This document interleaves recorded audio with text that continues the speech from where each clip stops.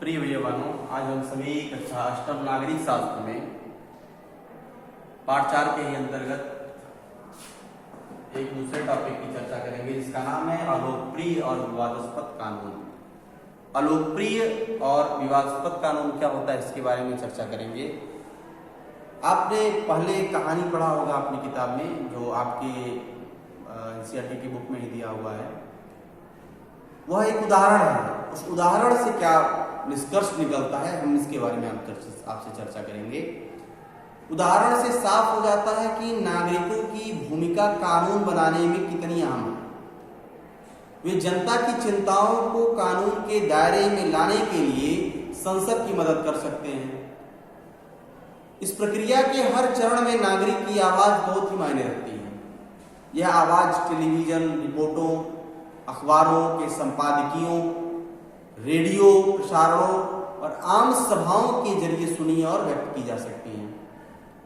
इन सारे संचार माध्यमों के जरिए संसद का काम ठोस और पारदर्शी तरीके से जनता के सामने आता है। यदि ये सारी चीजें ना हो सकता है कि वो उतनी ट्रांसपेरेंसी नहीं होगी जितनी की ट्रांसपेरेंसी आज है, पारदर्शिता आज है। अब हम अगले स्थिति के बारे में चर्चा करेंगे, उस पर विचार करेंगे कि वो स्थिति क्या हो सकती है, हम किसको अलोकप्रिय और विवादास्पद कानून कहेंगे। कई बार आप संसद का एक ऐसा कानून पारित कर देती है, आप देखते होंगे, जो बेहद अलोकप्रिय साबित हो जाता है। अलोकप्रिय का मतलब कि उसके बारे में लोग बुराई करते हैं, उसका विरोध करने लगते हैं कि यह कानून हमारे लिए ठीक नहीं है। ऐसा कानून संवैधानिक रूप से वैध होने के कारण कानून सही हो सकता है, फिर भी वह लोगों को रास नहीं आता, क्योंकि उन्हें लगता है कि उनके पास या उनके पीछे नीयत सही नहीं थी। इसलिए लोग उनकी आलोचना कर सकते हैं, उनके खिलाफ जनसभाएं कर सकते हैं, अखबारों में लिख सकते हैं, टीवी चैनलों में रिपोर्ट भेज सकते हैं। हमारे जैसे लोकतंत्र में आम नागरिक संसद द्वारा बनाए जाने वाले जो दमनकारी कानूनों के बारे में अपनी सहमति व्यक्त कर सकता है।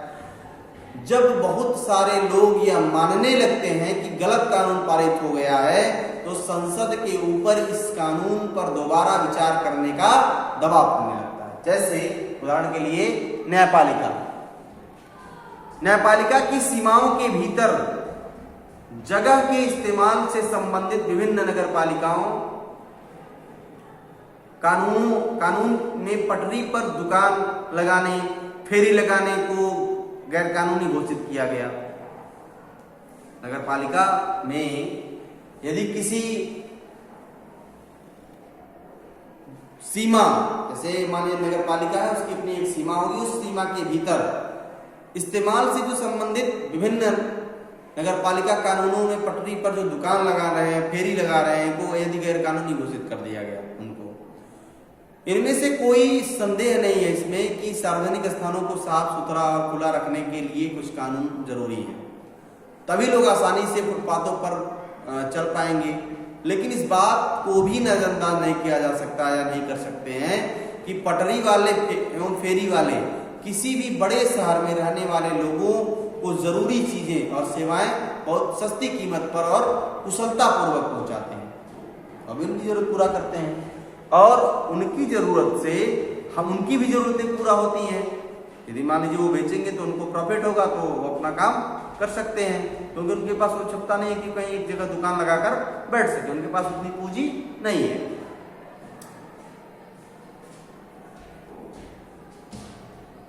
लेकिन हम इस बात को देखते हुए ये समझ पाते हैं कि जो सेवाएं हैं, जैसे फेरी लगाने वाले किसी बड़े शहर में रहने वाले लोग की जरूरतों का पूरा कर रहे हैं, बहुत सेवाएं दे रहे हैं सस्ती कीमत पर कुशलता पूर्वक, इसी से उनकी रोजी रोटी चल पाती है।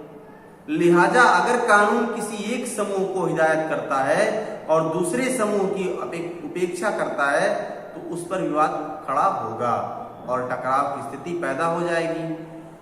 जो लोग सोचते हैं कि संबंधित कानून सही नहीं है, तो लोग ये सोच रहे हैं कि जो कानून बनाया गया है उससे संबंधित कि बिजनेस नहीं करना है यहाँ पे, ऐसे लोग यदि सोचते हैं कि कानून सही नहीं है, वे इस मुद्दे पर फैसले के लिए अदालत की शरण में जा सकते हैं, उनको स्वतंत्रता है। यदि अदालत को ऐसा लगता है कि कानून संविधान के विरुद्ध है तो वह उसमें संशोधन कर सकती है और उसे रद्द भी कर सकती है। न्यायपालिका को यह अधिकार है कि वह उसको रद्द कर सकती है। इसमें इस बात का ध्यान रखना चाहिए कि नागरिक के रूप में हमारी भूमिका प्रतिनिधियों के चुनाव के साथ खत्म नहीं होती है। इसके बाद हम अन्य अखबारों और संस्थाओं, संचार माध्यमों के जरिए इस बात पर नजर रखते हैं कि हमारे सांसद क्या कर रहे हैं। अगर हमें लगता है कि वे सही काम नहीं कर रहे हैं तो हम उसकी आलोचना कर सकते हैं।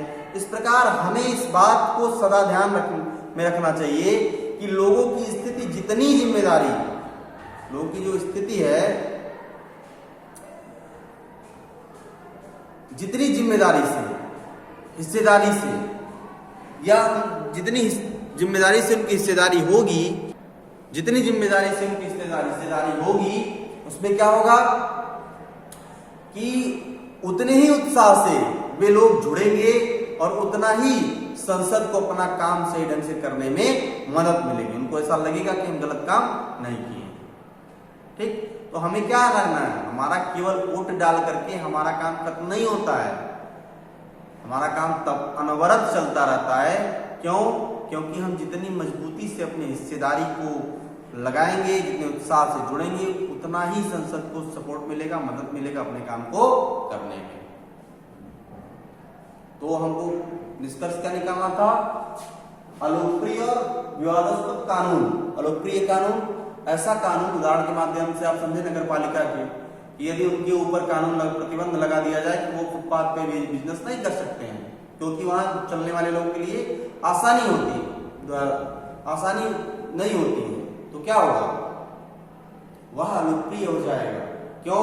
क्योंकि वह जनहित से जुड़ा हुआ मामला है, किसी व्यक्ति की रोजी रोटी से जुड़ा हुआ मामला है और उसके खिलाफ आप एक्शन कोर्ट में ले सकते हैं कि हमारे मौलिक अधिकारों का हनन है, क्योंकि हमको चाहिए। यदि सरकार व्यवस्था नहीं दे सकती है तो हम क्या करें? धन्यवाद। अगले वीडियो में हम इसके प्रश्नोत्तर को भेजेंगे और PDF में भेजेंगे और आप अपने अभ्यास पुस्तिका, अपने फेयर कॉपी में इसको लिखेंगे। धन्यवाद।